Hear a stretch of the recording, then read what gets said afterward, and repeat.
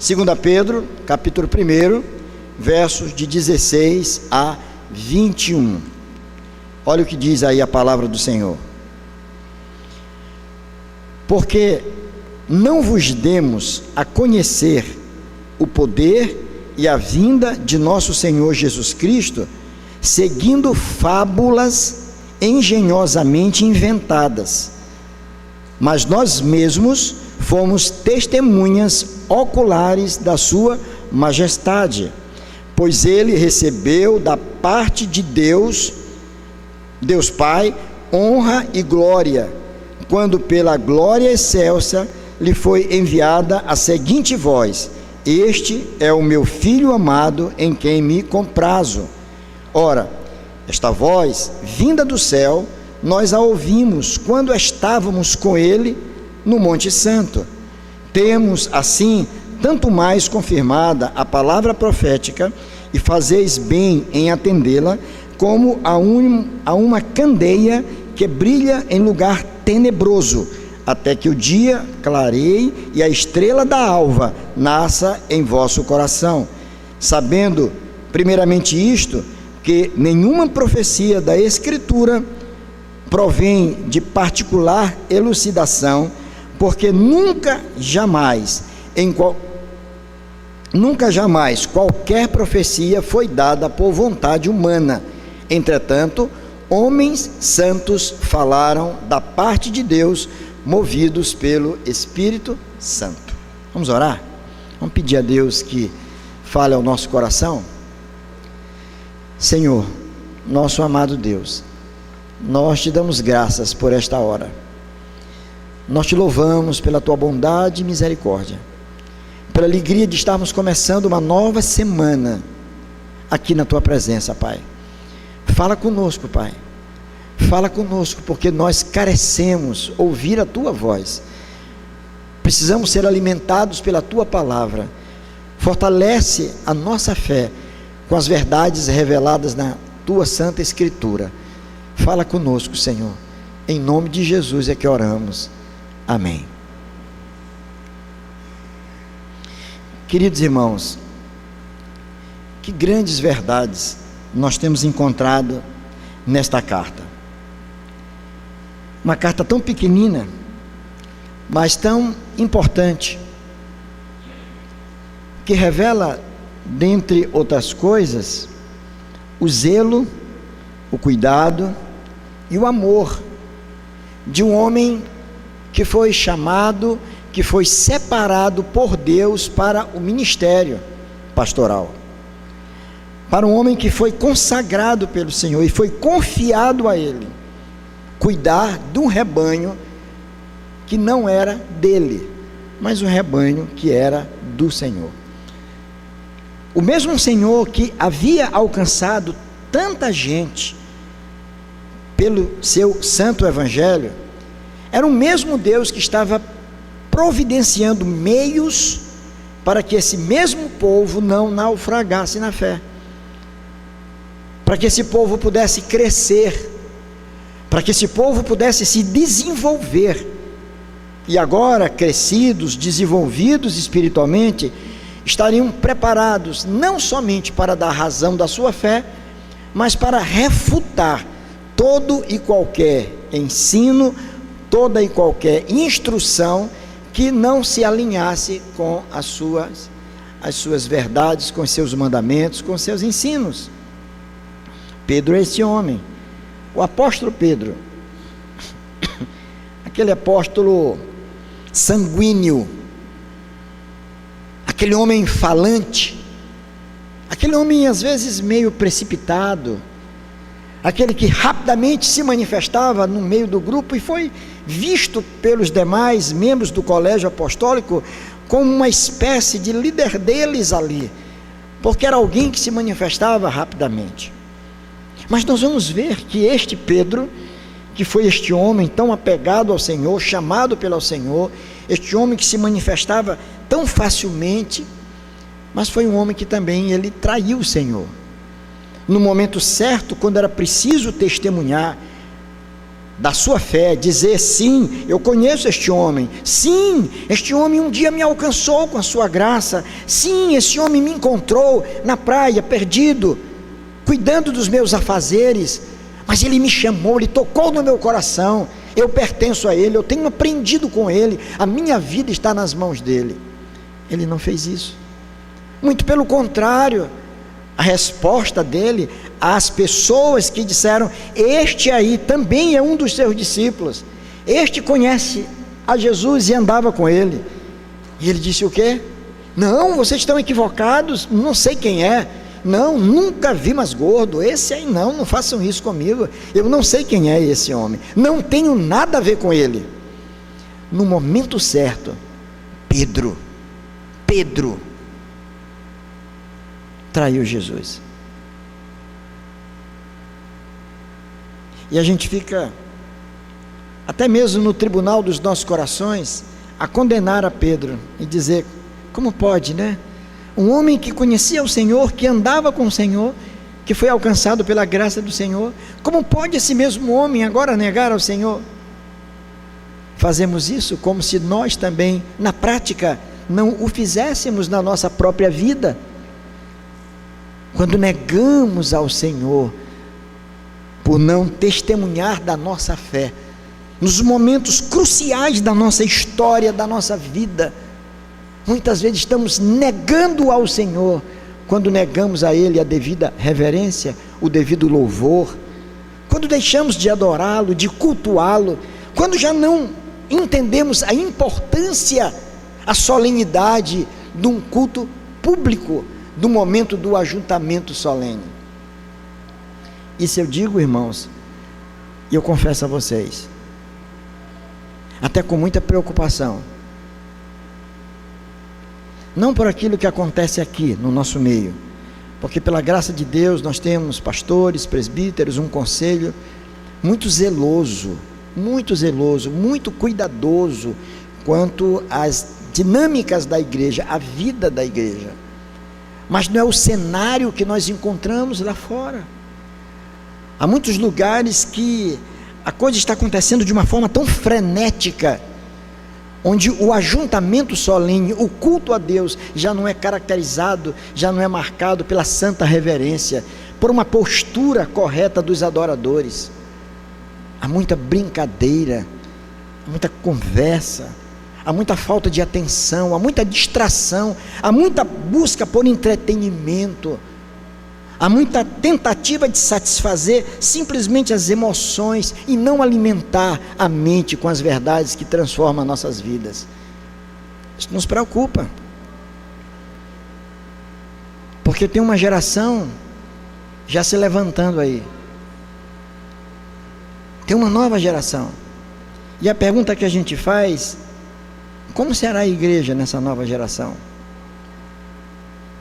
E eu, à guisa de introdução até da mensagem, eu faço uso dessas palavras para dizer aos irmãos como é importante nós mantermos a santa reverência, não uma reverência de uma solenidade fúnebre, mas de um culto vivo, que nos leva às emoções. Eu cantava ainda há pouco um cântico que eu já cantei tantas vezes aqui, mas estava ali muito emocionado, as lágrimas já descendo dos meus olhos, pelas declarações que nós estávamos fazendo ao cantarmos a canção, até mesmo a disposição do mobiliário.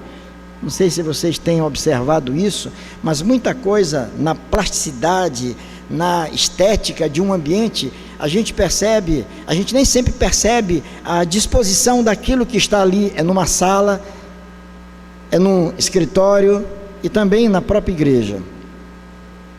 A centralidade do púlpito, um local de proclamação do Evangelho, não de histórias previamente inventadas, não de fábulas, mitos e experiências pessoais, mas de uma exposição fiel da palavra de Deus, tendo acima o símbolo, que para muitos é símbolo de maldição, da morte de Cristo, e é símbolo de maldição, mas de vitória, porque a cruz, como vocês estão vendo, ela está vazia. Ela está vazia. Por que ela está vazia? porque ela não conseguiu conter o nosso Redentor. O nosso Redentor vive. E nós temos à frente, de um lado, a mesa da ceia do Senhor, símbolo de comunhão, de intimidade com Deus, de uma aliança que foi estabelecida, está simbolicamente representada, tendo à frente um peixinho gravado ali, que era o símbolo do cristianismo no primeiro século, peixe irtis, no grego significa peixe, e as letras lá iniciais, no grego significa Jesus Cristo, Salvador, Redentor dos homens. É uma simbologia, está lá. Do outro lado, nós temos um piano, os instrumentos musicais, uma bateria, violão, contrabaixo, representando o nosso louvor. Nós fomos chamados para adoração, e nós temos todo um cenário pronto aqui, ó, um piano aberto, significando que a igreja está em constante adoração. Aqui abaixo nós temos um gasofilácio, aqui abaixo um gasofilácio, significa essa consagração, a consciência que nós devemos ter, a consciência da prática do dízimo cristão, como fruto da nossa fidelidade e gratidão a Deus, e que é uma grande bênção poder fazê-lo, das nossas ofertas que são levantadas, não porque Deus precise do nosso dinheiro, não, é porque assim foi estabelecido pelo Senhor. E como Deus tem abençoado o seu povo, como Deus abençoa os irmãos que assim o fazem, como Deus tem nos sustentado, porque Ele é o Deus de toda a provisão. E aqui estamos todos nós reunidos, adorando o Senhor. Pedro escreve essa carta, irmãos, porque ele estava preocupado com o rebanho, ele estava preocupado com a igreja. Aqueles irmãos a quem Pedro se destina aqui, porque essa carta tem um autor, o autor de todos os livros da Bíblia, os 66 livros da Bíblia, todos eles, o autor é o próprio Deus. Os escritores são vários. Os escritores foram os instrumentos que Deus usou na linguagem deles, no tempo deles, no Antigo Testamento, usando a língua hebraica, o aramaico, no Novo Testamento, o grego koiné, que era o grego da época, eles escreveram. E os estudiosos conseguem entender quando um livro ele foi escrito pelo mesmo autor, por conta da linguagem. Alguns têm uma linguagem mais rebuscada. Lucas, por exemplo, era médico. Aí você observa como ele, enquanto médico, como ele descreve, por exemplo, os milagres que aconteceram, que o Senhor Jesus fez. O Senhor Jesus usou estes homens para que a sua santa palavra fosse escrita, a fim de que nós pudéssemos ser edificados. A preocupação, o cuidado de Deus com a igreja, irmãos, é que essa igreja cresça, um crescimento que procede do Senhor. Não é apenas tentar encher a igreja de pessoas e depois dizer lá fora, a igreja está uma bênção, você viu? Estava lotada, não cabia mais gente lá fora, ficou gente do lado de fora, que bênção. Não estou dizendo que não é uma bênção, mas não encher por qualquer preço, de qualquer maneira, usando meios escusos para encher a igreja, mas ver um crescimento verdadeiro na vida de cada irmão e cada irmã crescendo espiritualmente, proclamando o nome do Senhor. E Deus vai dando o crescimento, que o crescimento é dado por Deus, é Deus que faz a sua igreja crescer, e glória a Deus porque esta igreja tem crescido. Deus vai usar a palavra. E aqui Pedro, observando esta sessão que nós lemos, claramente você vai ver Pedro fazendo profundas afirmações, e eu anotei pelo menos 3, poderíamos ter anotado mais, mas pelo menos 3 afirmações que Pedro faz. A primeira delas é acerca da dignidade e da glória de Jesus. Ele vai falar dessa dignidade e da glória de Jesus a partir não simplesmente do que ele sabia acerca de Jesus, mas por aquilo que ele experimentou na sua própria vida. Ele foi chamado por Jesus. Depois ele com João e Tiago foram levados a um monte, chamado Monte da Transfiguração, e lá ele viu o Senhor Jesus em plena glória. Ele percebeu a glória de Deus sendo manifestada, a voz do Senhor, que disse: esse é meu filho amado, esse é meu filho amado, atentem no que ele está dizendo, obedeçam a sua voz. Então, uma das afirmações nessa sessão é acerca da dignidade e da glória de Jesus. Isso é importante, é muito importante, porque afinal de contas, nós como povo de Deus, crentes que nós somos, cristãos, nós precisamos entender que a nossa fé está centrada em Cristo. O fulcro ou centro do Evangelho é Jesus. Tirar Jesus do centro do Evangelho acaba com o Evangelho. Não há Evangelho, não há pregação do Evangelho sem Jesus. Então agora, Pedro, para sustentar a fé dos seus irmãos que estavam enfrentando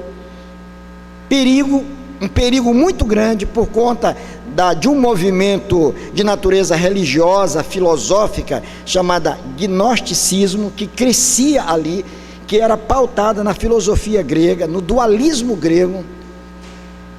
O espírito é bom e a alma é má, uma separação entre essas duas realidades. Pedro entendeu que para combater aquela mentira, aquela tendência nociva à igreja, aquela erva daninha no meio da igreja, era preciso não simplesmente falar muito sobre ela, mas falar mais acerca de Jesus, mais acerca do Evangelho, falando sobre quem é esse Jesus, o Jesus vencedor, o Jesus glorioso, o Jesus que há de voltar para buscar os seus. Então a primeira afirmação é acerca da dignidade e glória de Jesus. A segunda afirmação é acerca da veracidade do seu próprio testemunho. Pedro aqui, ele vai falar acerca do seu próprio testemunho, acerca não só do que ele sabia, do que chegara a ele, a sua mente, mas agora ele vai falar acerca do seu próprio testemunho, daquilo que ele viu. Ele viu, e agora ele vai dizer: eu vi, eu experimentei, eu estava lá. Não foi fruto da minha imaginação, não foi alguma coisa que eu li, que alguém me mandou uma mensagem. Não, foi algo que eu experienciei, que eu vivi. A mensagem do Evangelho sempre ela é mais pregada com autoridade, com força, quando nós vivenciamos aquilo que nós estamos afirmando. Quando você pode dizer: olha, eu conheço a Jesus. Como é que você conhece? Eu conheço não só pelas verdades que eu tenho como sendo verdadeiras de fato, mas pelas experiências que eu tenho vivido. O Senhor tem se manifestado à minha vida, e eu sei que é Ele. Eu sei que o Senhor tem estado comigo. Mas como é que você sabe? Se você está enfrentando problemas, eu tenho enfrentado, mas o Senhor está comigo. Assim como Ele esteve com aqueles três lá naquele local pegando fogo, os amigos de Daniel, como esteve com Daniel na cova dos leões. O Senhor poderia ter evitado que Daniel entrasse na cova, mas Ele não fez. Ele disse: eu não vou te livrar da cova do leão, eu vou te livrar na cova do leão. Um leão faminto se tornou um gatinho manhoso, colocado no cantinho, não fez nada, absolutamente nada. Deus é assim. As nossas experiências testificam as verdades que nós afirmamos, e Pedro está aqui fazendo essa afirmação acerca da veracidade do seu próprio testemunho, como se ele estivesse dizendo: acreditem nas minhas palavras, acreditem, porque eu experienciei, eu vi, eu tive lá, eu não posso negar o que eu vi, eu não posso negar o que eu vivi. Em terceiro lugar, Pedro fala também acerca da confiabilidade das Escrituras. Ele vai dizer essas verdades que foram reveladas por Deus, Deus foi quem se manifestou ao homem, Deus se revelou ao homem.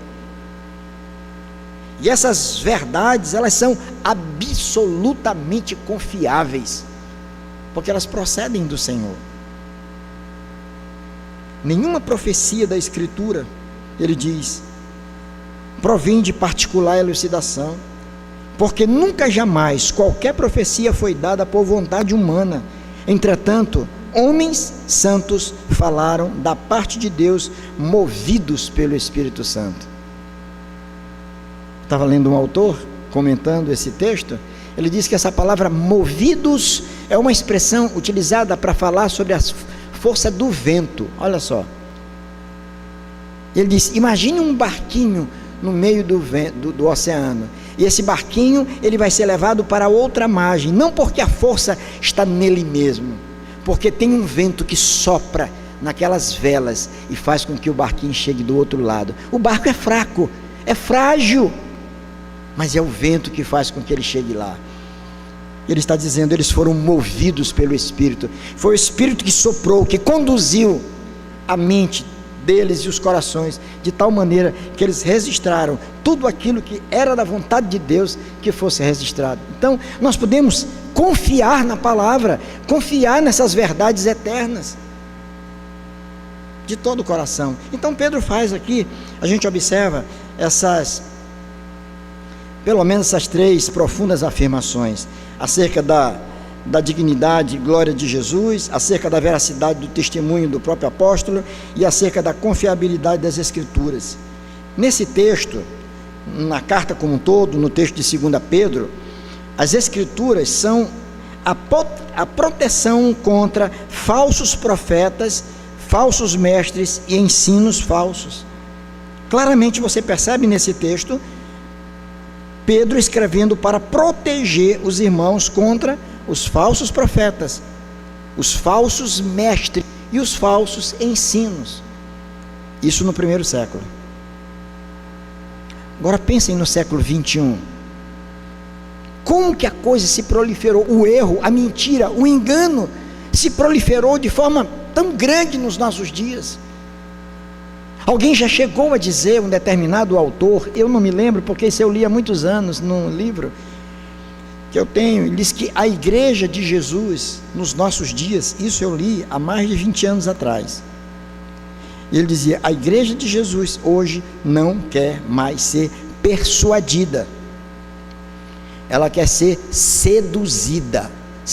As pessoas querem ser seduzidos, estão em busca de sentimentos. Eu quero sentir algo, não crer em algo. As pessoas são movidas não pelo que creem, mas pelos que sentem. E é por conta desse mau entendimento que muitas vezes casamentos são desfeitos, porque o marido chega para a esposa e diz, eu não estou mais sentindo nada por você. Ou a esposa diz para o marido, eu também não estou sentindo mais nada por você.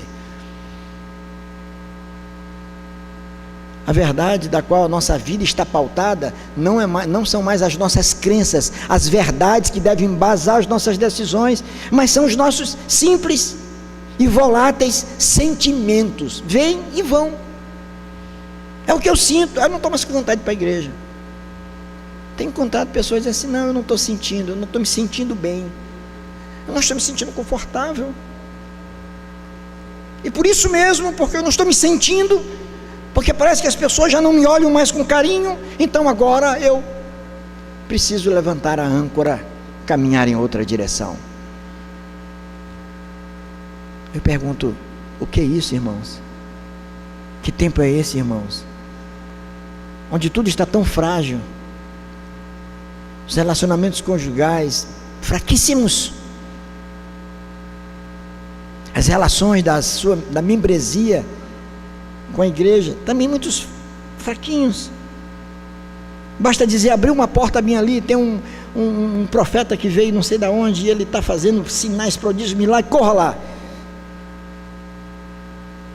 E as pessoas vão desesperadas e vão em busca daquilo que sentem, não daquilo que creem de fato. Precisamos compreender, irmãos, a interação entre as Escrituras e as experiências pessoais. As experiências têm que ser confirmadas pela palavra. Eu me lembro ainda do reverendo Augustus, que por sinal eu tive a honra de tê-lo como colega no seminário. Pelo menos durante 3 anos ele formou na minha frente, mas ali ainda convivemos um tempo em Recife, e eu trouxe a igreja que eu era pastor, e ele pregou uma noite lá. Ao final ele se fez cercar por um grupo de umas 4, 5 senhoras que estavam com ele, e uma delas, que por sinal era uma pessoa que era inclusive líder na igreja, acho que era professora, substituta numa classe, estava lá conversando, e eu olhei, e eu na porta da igreja, todo mundo indo embora, eu cumprimentando as pessoas, e ele lá dando explicações. Eu disse, coitado, eu vou tirar o Augusto de lá. Aí eu corri lá e disse, bora ali, meu irmão, vamos lanchar e tal. E na hora que eu cheguei, foi justamente no momento que ele estava dizendo para minha irmã, você vai me desculpar, mas entre as experiências, as suas experiências, das suas amigas, eu prefiro ficar com as escrituras, porque as irmãs estavam teimando com ele, querendo mostrar, não, mas a minha experiência é assim, não, mas eu vivi isso, não, mas eu estou sentindo isso, e ele mostrando a palavra, e ao final ele, eu acho que estava com vontade de chutar o balde mesmo, estava mais suportando. Aí disse, minha irmã, desculpa, entre as tuas experiências e a palavra, eu prefiro ficar com a palavra. Deus abençoe. Bora sair daqui.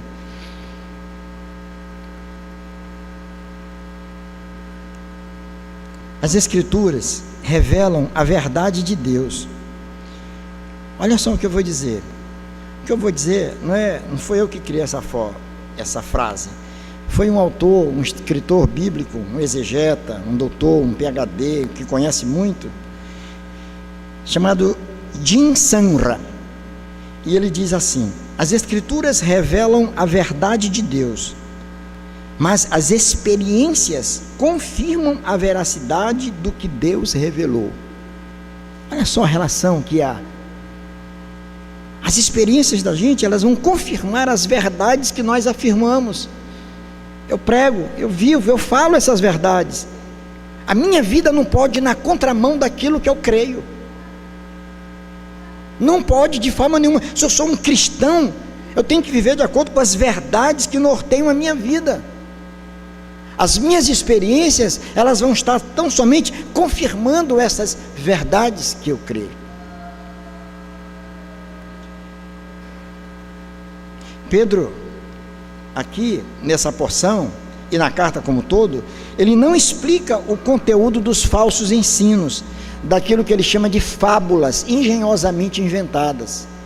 Ele não vai explicar com detalhes o que era o gnosticismo, ele não vai dar uma aula de heresia, não, ele vai lembrar aos crentes o conteúdo do evangelho.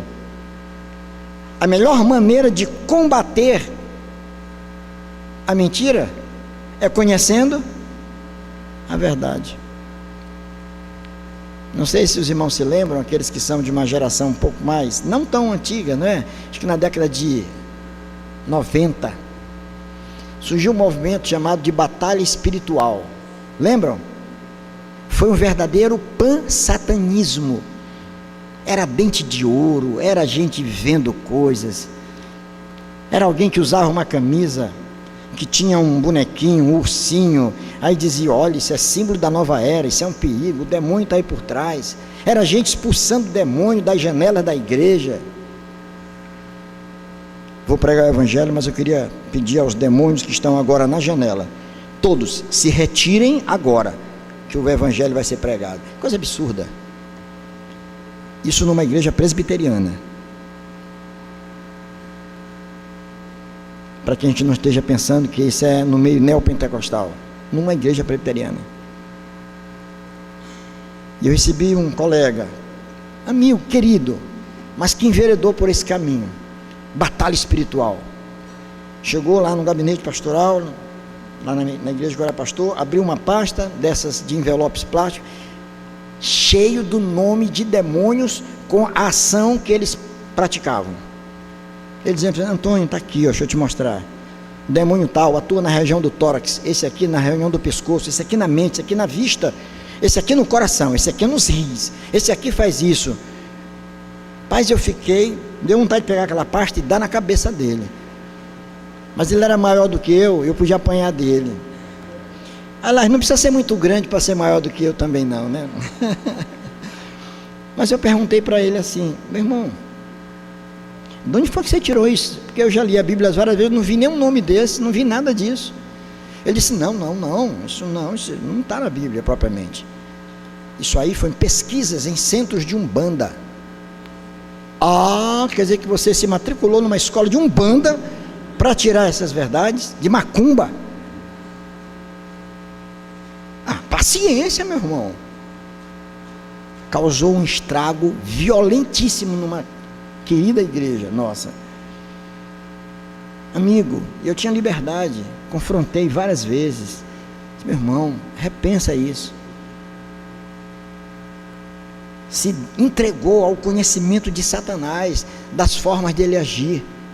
Não que devamos ser inocentes quanto à existência e à forma de Satanás agir, mas nós temos que nos aprofundar no conhecimento do Evangelho, é conhecimento de Cristo. Aí fica fácil rejeitar o que é mentira, é fácil dizer: não, meu irmão, desculpa, estou fora, não quero. As Escrituras Sagradas, em síntese, eu poderia afirmar aos irmãos, as Escrituras Sagradas são detentoras de toda a autoridade. O que Pedro quer mostrar nessa pequena porção que nós lemos, 16 a 21, quando ele fala sobre a revelação de Deus, ele quer mostrar que essa revelação, que são as Escrituras, elas são detentoras em si, elas possuem toda a autoridade, toda a autoridade. Por isso mesmo, em primeiro lugar, e você pode registrar isso, por isso mesmo, porque isso é uma verdade, por isso mesmo, devemos confiar nelas, por terem sido reveladas pelo próprio Deus. Devemos confiar nas Escrituras, não porque foi alguém que sonhou alguma coisa e trouxe para os demais, não porque alguém teve alguma intuição e trouxe para os outros, mas porque foi algo revelado pelo próprio Deus. Porque ele diz: não vos demos a conhecer o poder e a vinda de nosso Senhor Jesus Cristo, segundo fábulas engenhosamente inventadas. Aqui a gente podia traduzir essa frase todinha em mentiras, em mitos, histórias inventadas pelos homens. Pedro está dizendo: não, de forma nenhuma. O que eu dei a conhecer a vocês, o que nós, observem que ele usa, ele vai falar não em seu próprio nome, porque não vos demos. Ele está se referindo não a si próprio, mas aos demais apóstolos, as verdades pregadas pelos apóstolos, por aqueles que foram chamados pelo Senhor. Aqui ele inclui ele num grupo seleto de pessoas que foram chamadas pelo Senhor Jesus, capacitadas, vocacionadas, a quem o Senhor confiou a tarefa de ensinar essas verdades. Então agora ele está se referindo a esse grupo de pessoas, porque não vos demos a conhecer o poder e a vinda de nosso Senhor Jesus Cristo, seguindo fábulas engenhosamente inventadas, mas nós mesmos fomos testemunhas oculares, isto é, nós vimos a sua majestade, pois ele recebeu da parte de Deus Pai honra e glória, quando pela glória excelsa lhe foi enviada a seguinte voz: este é meu filho amado, em quem me comprazo. Verso 20, ele diz: sabendo primeiramente isto, que nenhuma profecia da Escritura provém de particular elucidação. Quer dizer, não sou eu sozinho sentado numa duna lá na praia, olhando para o horizonte, de repente ter uma intuição, chega domingo aqui e pregar. Não é isso. Porque nunca, jamais, qualquer profecia foi dada por vontade humana. Entretanto, homens santos falaram da parte de Deus, movidos pelo Espírito Santo. Então, nós precisamos confiar nas Escrituras, por elas terem sido reveladas pelo próprio Deus. Qual a relação que você tem com a palavra de Deus? Com essa preciosidade que nós trazemos em nossas mãos, irmãos. Você confia nisso? Tem muita gente que acha que tem um teólogo famoso, conhecido como um dos mais importantes do século XX, Karl Barth. Um homem de Deus, sem dúvida, mas que cometeu um erro. Ele disse que a Bíblia contém a palavra de Deus. Não é que a Bíblia contém, ela é. Porque quando você diz que ela contém a palavra, você pode imaginar que ela também tem coisas que não é da vontade de Deus. Ela é toda a revelação de Deus. Mesmo você não gostando, mesmo movimentos de minorias que tratam da questão, de tantas questões, mesmo que você não concorde, mas a verdade é o que está aqui, ela foi revelada para nós, revelada. Não adianta querer atualizar as Escrituras. Alguém já disse também que a Bíblia é mais atualizada do que o jornal do dia. Então nós podemos confiar na palavra, confiar, ler, confiando. Eu sei que ela é de Deus, é palavra viva, do Deus que é vivo, que me ama. Então as Escrituras, elas são detentoras de toda autoridade, sem dúvida alguma. Por isso mesmo, nós devemos confiar nelas, por terem sido reveladas por Deus. É a primeira verdade. Lá vai a segunda. As Escrituras Sagradas são detentoras de toda autoridade. Por isso mesmo, nós devemos amá-las, por serem dadas para o nosso próprio bem. A nossa relação com as Escrituras não é só de confiança, mas é de amor. E você não ama o que você não conhece. Você não ama quem não conhece. Então a nossa relação com as Escrituras deve ser de amor. E quando você ama as Escrituras, você se deleita. Você se deleita, você tem prazer em ler a sua palavra. Irmãos, eu sei que cada um de nós escolhe o seu horário para meditação, para devocional. E eu, por conta, às vezes até das atividades, e quando eu me envolvo com algo, alguma coisa, eu passo o dia num vem e vai tão grande. Eu necessariamente tenho que começar o meu dia cedinho, com a Bíblia aberta diante dos meus olhos. Antes disso, nada feito. Daí surgem as meditações diárias. Surge desse momento devocional meu, de ler a palavra logo cedo. 5 da manhã, tem negócio. É abrir a Bíblia, meditar, ler, meditar, escrever um texto, para quê? Para abençoar pessoas, para ajudar pessoas. Talvez muitos leiam e digam: isso aqui eu já sei, que bobagem. Mas outros leem com carinho, e repassam, e alcançam vidas. Você quer ser um instrumento nas mãos de Deus? Em vez de você estar postando só foto sua, só você passeando, poste algumas coisas que vão abençoar o irmão. Lembra assim: olha, meu pastor escreveu, eu li, ele escreveu certo. Você pode até, você tem o direito de achar que tem alguma coisa errada, e dizer: não, isso aqui eu não vou. Essa semana eu postei lá e botei, em vez de botar o Salmo 107, como o 0 fica 9, fica perto do 9 lá, eu botei Salmo 197. Aí um colega meu, pastor, disse assim: Antônio, aquele salmo eu não achei. É porque não existe. Salmo 197. Mas eu disse assim: ele leu, que bênção, ele leu. Aí você se leu e concordou, achou que foi legal? Bota no seu grupo de família, mande para um amigo, alguém que está com dificuldade, você manda. Pode ser uma bênção. E tem tantas outras mensagens que você pode reproduzir. A gente reproduz tanta bobagem. Por que a gente não usa esses meios sociais para falar de Deus e do seu amor? As Escrituras Sagradas são detentoras de toda autoridade. Por isso mesmo, devemos confiar nelas, por terem sido reveladas por Deus em primeiro lugar.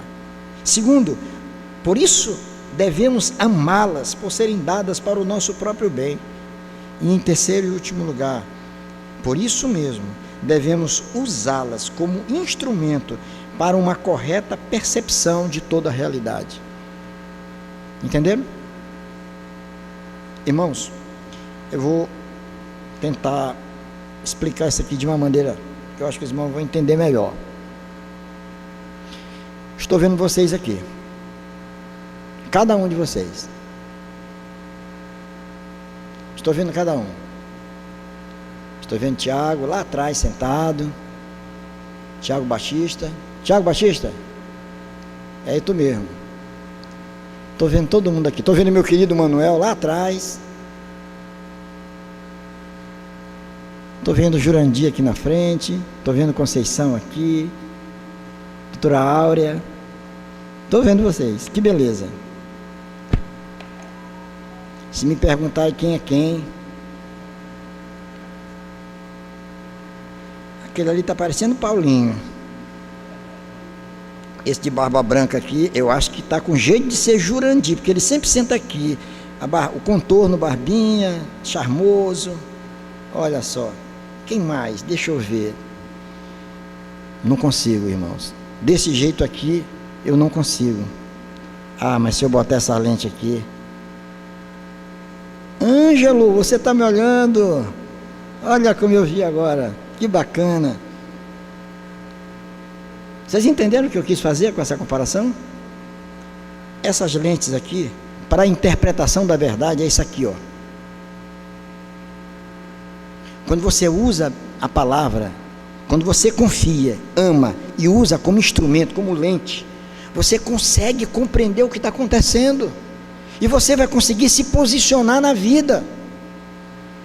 Se alguém pergunta, por que tu não fica com isso aí? Não é teu, alguém esqueceu, por que tu não fica? Rapaz, o cara foi embora, ninguém vai saber que foi tu. Ninguém vai saber, mas Deus vai saber. Porque eu sou regido por normas que o meu Deus colocou no meu coração. Eu encontrei, eu vou chegar no balcão lá do supermercado, achei um celular caído no chão. Eu vou lá no balcão, então tem um funcionário, digo, ó, alguém perdeu esse celular. Não é meu. Pode ser de última geração, não interessa, mas está aqui, ó. Você é conduzido, você enxerga o mundo de uma forma diferente. Isso se aplica a tudo. Tudo na vida. Até na forma de você perceber os movimentos sociais, os movimentos políticos. O que te conduz? É indignação. As pessoas fazem uma leitura da Bíblia com as lentes dos movimentos sociais, quando é o contrário. Eu tenho que ler os movimentos com a lente da Escritura, as tendências que surgem nas igrejas, os movimentos. A igreja tal está bombando, multidões estão indo para lá, que beleza. Estão indo por quê? O que está acontecendo? O que está sendo dito? O que está sendo ensinado? O que está sendo pregado? Como é o culto? É bíblico? Não, é quase. Tem alguma coisa errada? Então nós somos conduzidos na vida por verdades. Então Pedro está escrevendo exatamente para confrontar aquele movimento de natureza religiosa e filosófica através da verdade.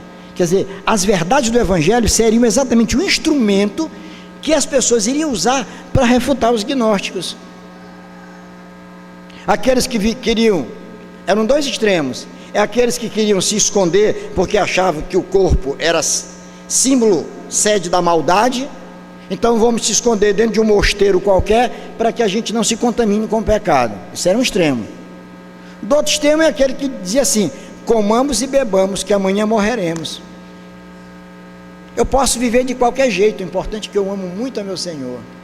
Não tem gente que diz isso? Ah, eu amo muito a Deus. Aí ele vira os olhos, levanta a mão, chora, que é uma beleza. Mas você está contrariando a palavra de Deus. Não, não é assim. Esse texto aí precisa ser interpretado. Não teve um ministro, numa infelicidade, ele já comete tantos erros. Aquele mais antigo lá, né, do STF, que foi corrigido pelo pastor ministro André Mendonça, corretamente. Não, rindo, zombando. A Bíblia é assim, foi escrito, a pessoa, cada um dá um entendimento, né? Afinal de contas, um é em latim, outro em hebraico, outro em grego e tal. E o André nem estava lá, entrou de forma virtual e disse: eu quero só corrigir aqui. Temos que interpretar corretamente as Escrituras, porque a má interpretação das Escrituras gera heresias no meio do povo de Deus. Vocês estão entendendo? Mas para muita gente é bonito falar sobre isso, atualização das Escrituras. Somos uma igreja inclusiva, tudo é permitido, contanto que você faça com amor. Deus não está preocupado com isso, Deus está querendo é o coração. Deus nos quer integralmente, porque o nosso corpo foi feito por Deus e para a glória de Deus, a nossa alma é de Deus. O que Pedro está fazendo é instruindo aqueles irmãos, que a igreja estava correndo risco. E o que nós estamos fazendo aqui, não só eu agora, como os outros pastores e presbíteros que têm pregado aqui, é tão somente alimentar o rebanho do Senhor. E eu confesso aos irmãos, o